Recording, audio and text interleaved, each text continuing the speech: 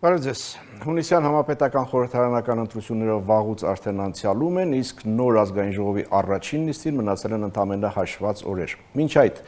պետք է արձանագրենք, որ ներսում ունենք նոր քաղաքական իրավիճակ, դրսից ունենք լուրջ մարտահրավերներ, իսկ առջևում քաղաքական աշունն է։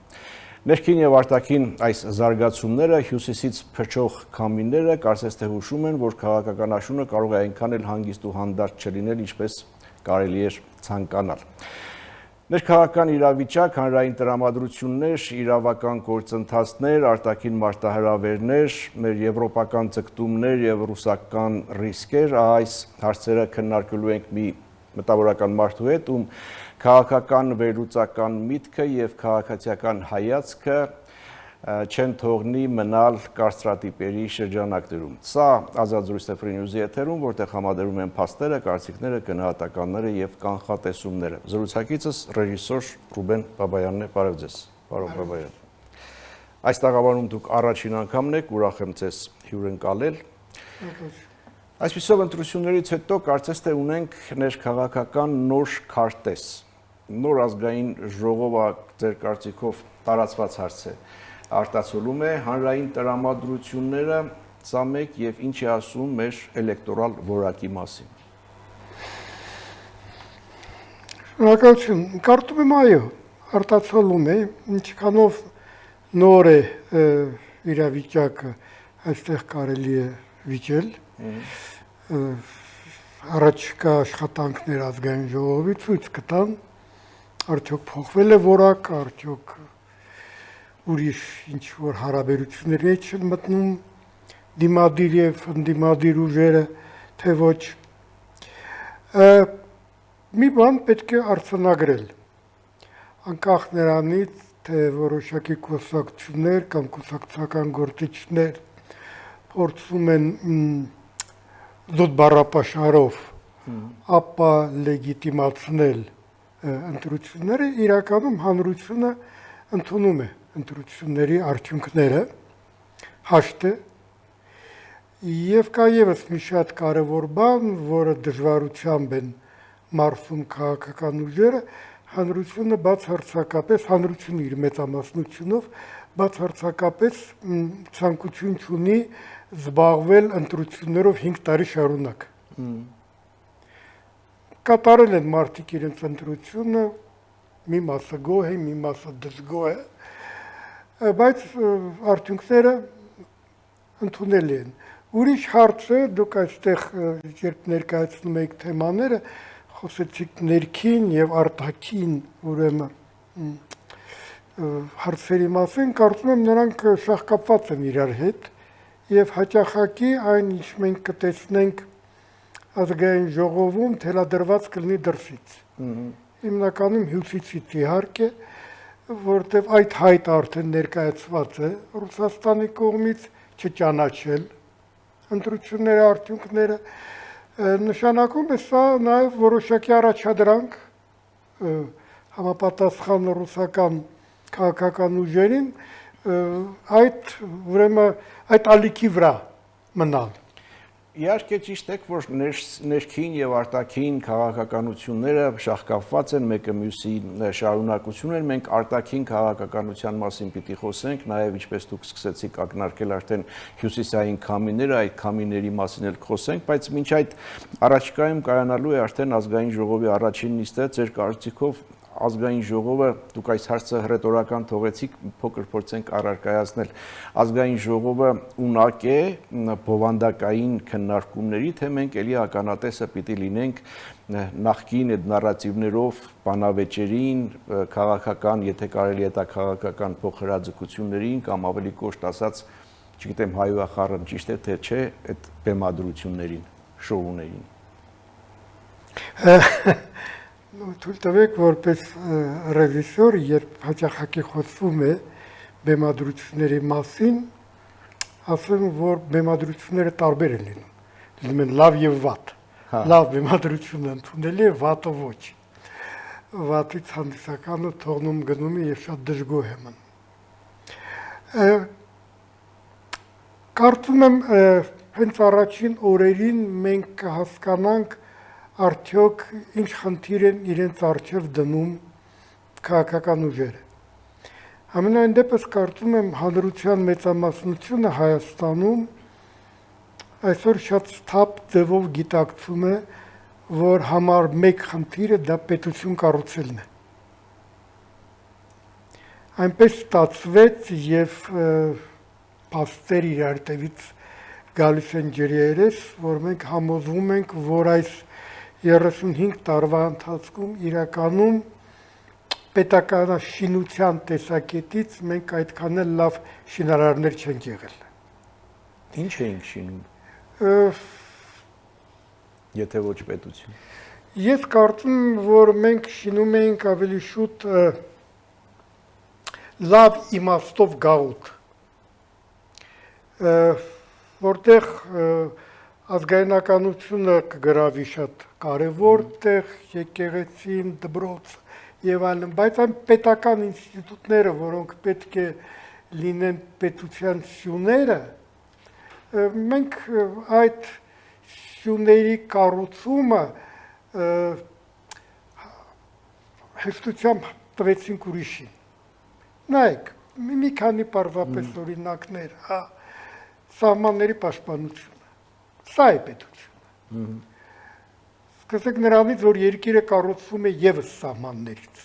Մենք ամեն ինչ կենտրոնացրել ենք Երևանի վրա, սա բաներ ձևական բնույթ էր կրում։ Այ կգան կտեսնեն Երևանը այսպիսին եւ լավ։ Ինքը Երևանը իր բնույթով, իր մարդաքանակով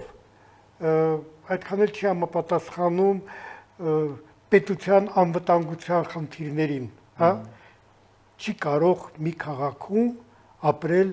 բնակչության 1/3, իսկ աշխատել ուղիղ կեսը։ Սա անվտանգության տեսակետից, հազար ու մի տեսակետից սխալ է։ Էլ չասեմ այն առանձնահատուկ ճյուղերի մասին, հա, ինչպիսին է ասենք թե գազը, էլեկտրականություն, ատոմակայանը, երկաթգիծը, որը հեշտությամբ տրվում էր ուրիշին, ընդ որում այդ ուրիշը հանդես էր գալիս որպես մեկ կոնկրետ սուբյեկտ, դա Ռուսաստանն էր։ Ռուսաստանը մի երկիր է, որը ունի երկար պատմություն, պետության, եւ հոյակապ ձևով հասկանում է, որ իրականում կախվածության մեջ պահելու համար գուցե ոչ այդքան կարևոր է, որպեսզի փաստաթղթով երկիրը մտնի քո կազմի մեջ, այլ պարզապես այն բոլոր ոլորտներով, որոնք դարձնում են իրեն կախյալ քեզնից, լինի այդպիսին, լինի ղեկավարվող։ Իսկ ղեկավարվող նշանակում է քո ֆարվատերի մեջ շարժվի եւ կատարի այն ինչ որ դու ես ասում։ Եվ դրա համար շատ փոքրիկ, շատ թեթև փորձերը Հայաստանի կողմից որոշակի ինքնուրույնություն դրսևորելու այդքան ուրեմն խիստ դժգոհություն առաջացրեց Ռուսաստանի կողմից։ Փորձերը շատ թեթև էին, եկեք անկեղծ խոսենք։ Թեթև էին։ Հա, կարող ենք մենք արդյոք այսօր ասել, որ մենք ամբողջովին վերցրել ենք մեր սահմանների պաշտպանությունը մեր վրա։ Ոչ։ Կարող ենք մենք արդյոք ասել, որ գոնե սկսված են գործընթացներ, որպեսզի գազը, գազամուղ, այդ ամենակարևոր բաները, հա, երկաթգիծը կարողանա պետությունը դարձնի իր ուրեմն խնամակալության տակ գործող օղակներ։ Կարող ենք մենք արդյոք մենք նոր սկսել ենք եւ շնորհակալություն պետք է հայտնենք երևի թե Ռուսաստանին մեր առևտուրը, այսպես ասած, դիվերսիֆիկացնել։ Հա, թվում է, որ դա շատ վատ բան է, բայց իրականում լավ բան է։ Թե չէ, եթե դա չլիներ, մենք երևի մինչև հիմա ուրախությամբ կնշենք, որ մոտ 90% մեր առևտուրը ուրեմն տեղի ունենում միայն հյուսիսային հարևանի հետ։ Եվ բազմաթիվ այլ հարցեր։ Ընկալելի հասկանալի է Ռուսաստանի այս կոշտ դիրքորոշումը վերաբերմունքը ձեր ասած այդ Հայաստանի կողմից իրականացվող մեղմ քայլերին, թույլ քայլերին։ Այո, Ռուսաստանի տեսակետից կարծում եմ հասկանալի է։ Այն քաղաքականությունը, որը վարում է այսօրվա Ռուսաստանը, եւ դա արտահայտվում է ոչ միայն Հայաստանի հանդեպ, դա հայտվում է առաջին հերթին եւ Ուկրաինայի եւ Մոլդովայի եւ բոլոր այն երկրների հանդեպ, նույնիսկ որոնք կփորձեն ինչ որ ձևով ինքնուրույնություն ցուցաբերել, դա տարածվում է եւս Հայաստանի վրա։ Նույնիսկ Բելոռուսը, եկեք հիշենք, նախանցյալ ընտրությունները, երբ որ Լուկաշենկոն բացարձակապես պարտվեց, եւ այն ընդդիմությունը, որը գալիս էր իշխանության, նա հակառուսական չէր, բայց նա եւս չընդունվեց Ռուսաստանի կողմից մի շատ պարզ պատճառաբանությամբ. մենք չենք կարող թույլատրել, որպեսզի հանրությունը որոշի երկրի ճակատագիրը։ Եթե մենք դա չենք թույլատրում մեր երկրում, ինչպես մենք կարող ենք թույլատրել այն երկրների մեջ, որոնք մեր ենթականներն են։ Հիմա այս ընթացքում հայ-ռուսական հարաբերություններում բավական զգայուն ոչ պարզ, գուցե բարդ իրավիճակ է առաջացել։ Տնտեսական սահմանափակումներ, որ շարունակվում են, սա մինչև ուր կարող է գնալ, մինչև երբ կարող է գնալ, ինչը կարող է փոխել այս իրավիճակը։ Ես դժվարանում եմ կանխատեսել, վանգան չեմ, կարծում եմ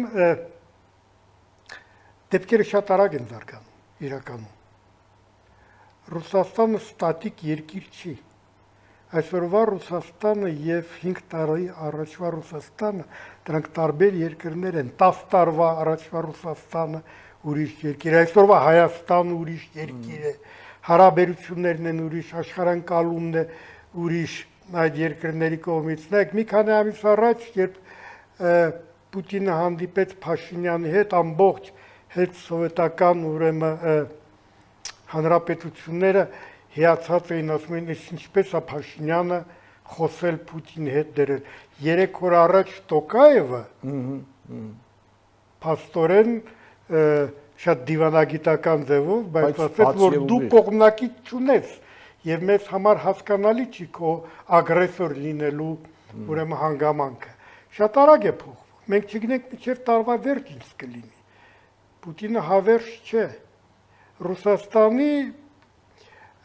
պատմությունը ցույց է տալիս, որ շատ բան փոխվում է առաջին դեմքի փոփոխությունով, կտրուկ փոփոխություններ են տեղի ունենում։ Նման անձնավորություններից հետո մյուս եկողը սկսում է հիմնականում քննադատել նախկինին իր վարած քաղաքականության համար եւ փորձել որոշակի ձևով ուրեմն շտկել այդ իրավիճակը։ Մենք պետք է պատրաստ լինենք ամեն ինչին, կարծում եմ։ Այս պահին ավելի ռեալ ինչի պիտի պատրաստ լինենք, եթե այդ տնտեսական սահմանափակումները կան, դրանք ոչ թե պակասում, այլ ավելանում են, հաջորդ քայլը որը կարող է լինել։ Ես հուսով եմ իհարկե, էլի չեմ կարող կանխատեսել, բայց կարծում եմ, որ տնտեսական սահմանափակումներից այն կողմ Ռուսաստանը չանցնի ոչ թե այն բանի պատճառով, որ ցանկություն չունի, այդ ուժը չունի։ Ինչ ուժ է պետք, ասենք, գազային շանտաժի համար։ Գազն էլ է տնտեսական։ Ես նկատի ունեմ ռազմական ուժ։ Բայց բացի տնտեսական ուրեմն այդ գործոնից կարծում եմ եւ ընտրությունները դա ապացուցեցին, նա կուզենա օգտագործել այսպես ասած 5-րդ շարաշյունը։ Սա միանշանակ է, որտեվ մի անգամ ասել եմ իհարկե ուրիշ տեղ, բայց կփորձեմ այստեղ կրկնել, որտեվ կարծում եմ սա շատ կարևոր է։ Հաճախակի երբ խոսում են մեր քաղաքական ուժերի մասին, առավել եւս նրանց, ովքեր հիմա այսպես ասած տիտուլավոր ընդդիմության դեր են կատարում, ասում են պրոռուսական։ Ես պրոռուսական բառի մեջ վատ բան չեմ տեսնում, բայց նրանք պրոռուսական չեն, նրանք ռուսական են։ Որտեւ երբ ուժը առաջնորդվում է առաջին հերթին ուրիշ երկրի շահերով, նա ոչ թե պրո է, նա այդ երկրի ուժն է։ Եվ այստեղ իհարկե պետք է լինել շատ զգույշ եւ կարծում եմ ամենակարևորը, ինչ կարող է մեզ հաղթող դուրս բերել այս ամբողջ հակամարտությունից, դա մեր հանրությունն է։ Դա է մեր ուժը։ Ինչքան հանրությունը եղավ ամուր իր ընտրության մեջ, ինչքան որոշեց, որ այդ բոլոր փաստարկները, ցանկությունները, որ մենք բերում ենք, որ մենք ուզում ենք հայ մնալ, որ ուզում ենք Հայաստան ուժեղ երկիր լինի, որ ուզում ենք, որ մեր երեխաները հայ մնան եւ այլն, սա կարելի է անել միայն անկախ պետությունում, ինքնիշխան պետությունում։ Մնացած բոլոր պարագաներում դու պարտված ես։ Եվ եթե դու կառուցում ես պետություն ու գաղութ, նրանք մի քիչ տարբեր կանոններով են կառուցվում։ Իզուր չէ, որ քանի մոտ 200 պետություն կա, հա, աշխարհից երեսին, բայց մոտ մի 5000 ազգ կա, ուրեմն ոչ բոլորն են այդ տեսակ խնդիր իրենց առջև դրել եւ կարողացել կառուցել։ Քիչ առաջ դուք ասացիք պետք է շնորհակալություն հայտնել Ռուսաստանին, որ իր քայլերով օգնեց Հայաստանին դիվերսիֆիկացնել իր տնտեսությունը։ Արդյոք այս ամեն ինչը չսկսվեց հայ-ռուսական հարաբերությունների նկատի ունեմ, չսկսվեց այն բանից հետո, երբ Հայաստանը որոշեց դիվերսիֆիկացնել իր արտաքին քաղաքականությունը։ Եվ արդյոք մենք այդ քաղաքականությունը դիվերսիֆիկացնելով չդարձանք թիրախ, հենց այդ պատճառով չդարձանք թիրախ Ռուսաստանի համար։ Փոքր դատարից հետո շարունակենք, կվերադառնանք վայրկյաններ անց։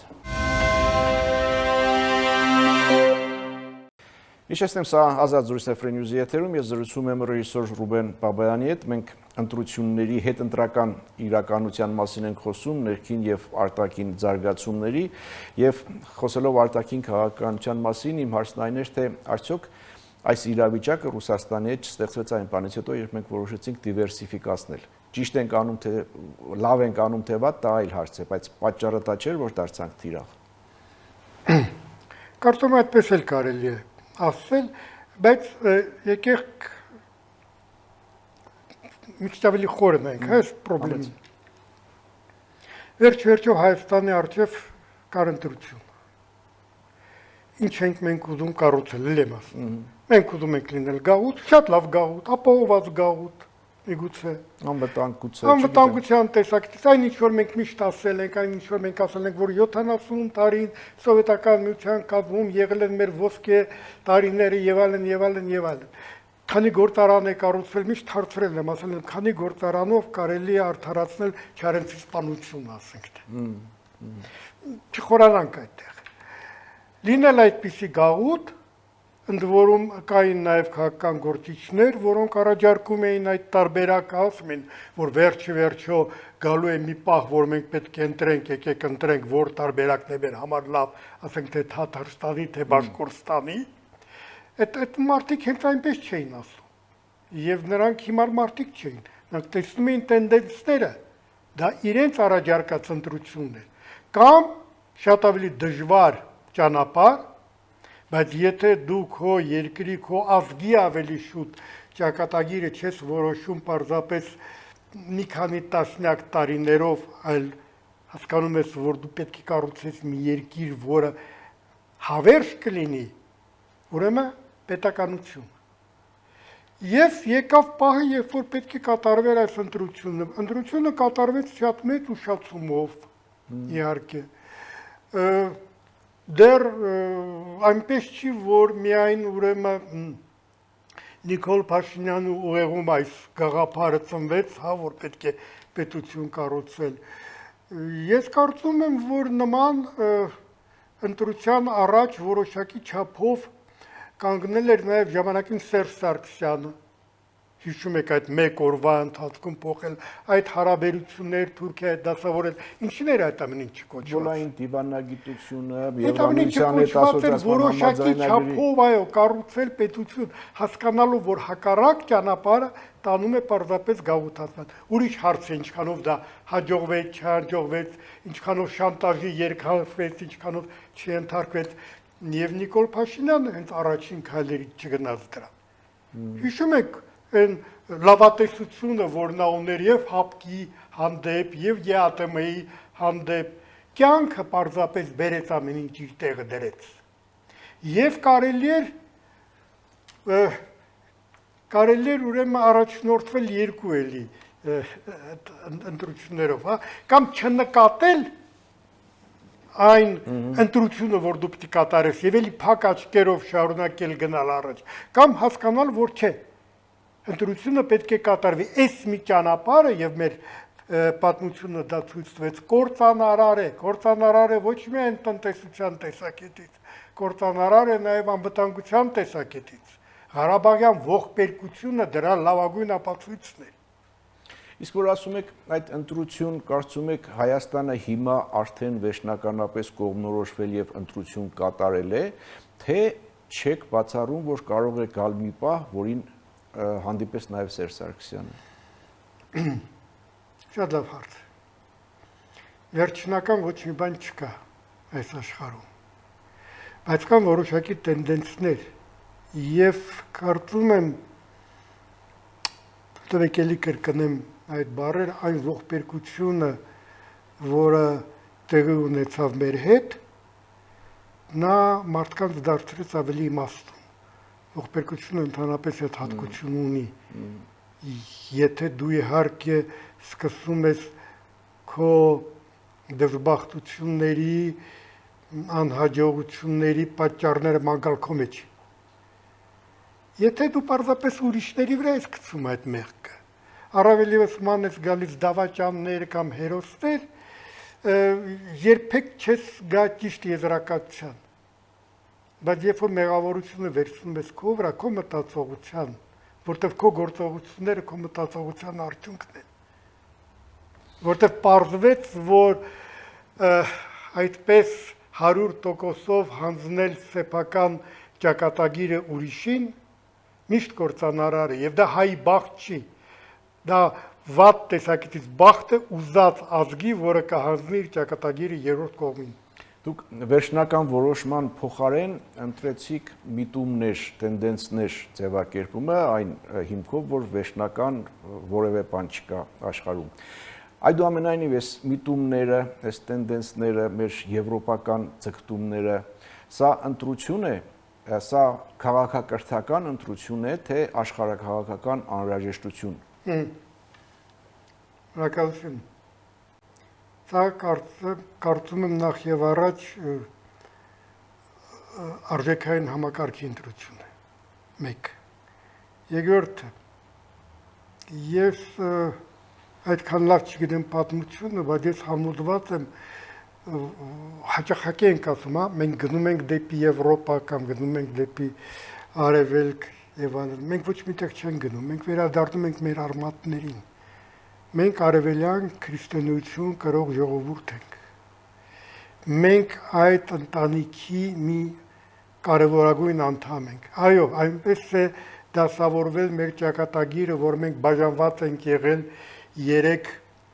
շատ դաժան կայսրությունների մեջ, ես նկատի ունեմ պարսկական, ռուսական եւ օսմանյան։ Այո, բազմաթիվ արժեքային, ասենց ասեմ, բազմաթիվ արժեքներ այնտեղից ներմուծվել են։ Մենք դա սկսել ենք կրել, բայց հիմա կարծում եմ գնում է մաքրման process-ը։ Եվ մենք տեսնում ենք դրա լավ արդյունքը։ Ավելի լավ է մաքուր ապրել կամ կեղտոտ։ Կոպիտ ասեմ, ավելի լավ է ման ավտոբուսով գնալ, քան գազելով։ Եվ 1001 նման բան, այն ինչ որ կոչվում է քաղաքակիրթ կյանք, դու կարող ես հասնել որոշակի նպատակներին միայն այն ժամանակ, երբ որ մտնում ես առողջ մրցակցության մեջ հանուն որակի։ Հիշում եք ինչով էին բացատրում մեզ ուրեմն այդ ընտրությունը դեպի ԵԱՏՄ, հա։ Դե այն ապրանքը, որ մենք արտադրում ենք իր որակով, իհարկե պահանջարկ չունենա Եվրոպայում, միայն Ռուսաստան, սա ի սկզբանե ասում էր, որ քո արտադրվածը միշտ լինելու է անորակ։ Ես ունեմ բազմաթիվ օրինակներ, սկսած մեր թատրոնից, երբ որ որակյալ արտադրանքը միանգամից պահանջարկ է ունենում համաշխարհային շուկայում։ Ուրեմն պետք չի խեղճանալ, մարդը հզոր է, միայն պետք է գիտակցի այն, եւ ազգն է հզոր։ Ընդ որում յուրաքանչյուր ազգ, պարզապես եթե դու դնում ես փոքր նպատակ քո առջև, մի բողոքի, որ քեզ ընկալում է որպես փոքր մարդ կամ փոքր ազգ։ Իսկ քաղաքական առումով մեր ազգի, մեր հասարակության այդ խնդիրը իր առջև դրված փոխվել է, մոտեցումները, հայացքները փոխվել է, թե չէ, հիմա պարզաբանեմ ինչ եմ ուզում ասել։ Արտաքին քաղաքականության մեջ արդյոք մենք արդեն վերանայել ենք եւ չենք փնտրում փրկիչներ կամ եղբայրներ, թե էլի նույնն է, ասենք, մինչև հիմա մենք գտնում էինք, որ այն հյուսիսում է մեր եղբայրը եւ մեր փրկիչը, հիմա տեսանք չէ, այնտեղ չփրկեց, հիմա արևմուտքում է մեր եղբայրը եւ մեր փրկիչը։ Ամեն ինչ էլ կա անկեղծ ասած։ Կան մարդիկ, որոնք եւ փրկիչ են փնտրում։ Կան մարդիկ, որոնք փրկիչ չեն փնտրում, կան մարդիկ, որոնք թագավոր են ուզում ունենալ, հա։ Ես մեծամասնության հասարակության մեծամասնությունը կարծեմ ճիշտ ուղղությամբ է գնում, որտեղ այդ մեծամասնությունը գնալով մեծանում է։ Բայց Հոտապել է փրկիչ ու եղբայր փնտրելու այդ միտումները, կարծում եմ կամաց-կամաց ազատվում ենք։ Կամաց-կամաց մենք նույնիսկ վերաբերմունքով իշխանության հանդեպ ապացուցում ենք, որ մենք ոչ փրկիչ, ոչ թագավոր ենք ուզում, մենք կառավարիչ ենք ուզում։ Նույնիսկ հասարակ խոսակցությունների մեջ հաճախակի դա փոխվում է նույնիսկ մի քիչ կոպիտ այլանդակ ձևերի, բայց դա հավասարության նշան է, իսկ դա շատ կարևոր է։ Ես կարող եմ շատ անկեղծ ներկայացնել իմ բողոքները։ Ավելին ասեմ, այս կուսակցականացումը էլի կամաց-կամաց վերանում է։ Ես դա զգում եմ, մարդիկ կարող են գոհ լինել կուսակցության իշխանության որոշակի քայլերից եւ դժգոհ լինել նույն մարդիկ այդ նույն իշխանության ուրիշ քայլերից։ Եվ դա բնական է, պետք չի դառնալ ստրուկ։ Մարդիկ այդ ստրկական մտածողությունից դուրս են գալիս։ Եվ դա նշանակում է, որ կընտրեն վաղը ուրիշ իշխանություն, եթե գա ավելի հետաքրքիր, իրենց ավելի գրավող իր գաղափարներով, իր փորձով, իր ունակություններով, իր տաղանդով։ Որպես ազգ հասունանում ենք քաղաքականապես։ Որպես ժողովուրդ ենք հասունում, որպես հանրություն, որտեղ ազգ կարելի է մնալ նաև գաղութում։ Իսկ հանրություն կարելի է լինել միայն պետության մեջ։ Այստեղ մտավորականների կրթության դերը, դերակատարությունը որն է, թե այստեղ էլի կա այդ բևեռվածությունը ինչպես հասարակության մեջ, ասենք ընտրությունների ժամանակ մտավորականների մի մասը այս կողմն էր, մյուս մասը այս կողմն էր, մյուս մասը գերադասում է լռել։ Դերակատարումը շատ մեծ է իրականում, բայց պետք է հասկանալ նախ ինչ ենք հասկանում, երբ ասում ենք մտավորական, հա։ Նախ կարծեմ մտավորականություն չկա որպես այդպիսին, մտավորականը եզակի է եւ դրանով է հետաքրքիր։ Մտավորականը չի կարող լինել կուսակցական սահմանափակումների մեջ, ինչքան էլ չփորձեն իրան դնել։ Ես դզանկեղծ եմ ասում, ես թշնամի չունեմ, բայց գիտեմ, որ կան բազմաթիվ մարդիկ, որոնց համարում են թշնամի։ Բայց ես չունեմ։ Մտավորական իրավունքությունը փչացնել սեփական հոգի թշնամի մանգալով։ Մեր գործը կամուրջներ կառուցելն է, այլ ոչ թե կամուրջներ քանդելը։ Զգում եք, որ հասարակության մեջ մի տեսակ ինքնակնդատության պակաս կա։ Թեկուս ինքնահեգնանքի, ինքներս մեզ վրա հեգնելու կամ ծիծաղելու բացանկեղծ։ Հա։ Սա ամենակարևորն է, անկեղծ ասած։ Ինքնահեգնանքը դա ազատություն է, ինքնահեգնանքը դա առողջություն է։ Ինքնահեգնանքը դա սթափ մտածողություն է։ Ինքնահեգնանքը դա երկխոսություն է։ Ես միշտ իմ ուսանողների հետ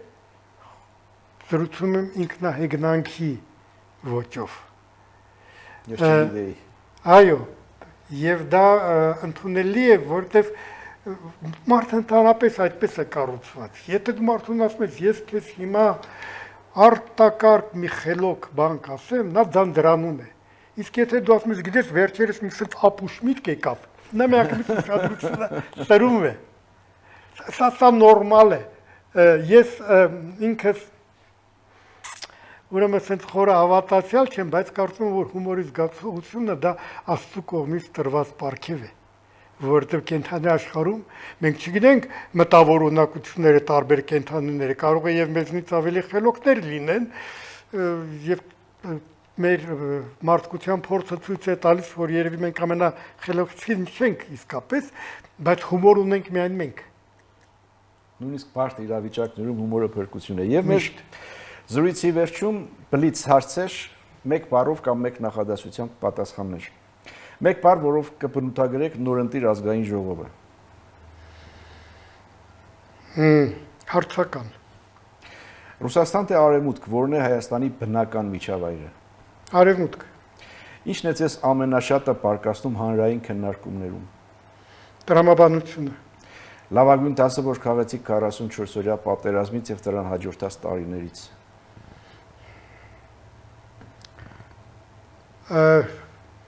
Բումերանգը շատ կարևոր գործիք է։ Ամենամեծ վախը, որ այսօր խանգարում է մեր հասարակությանը։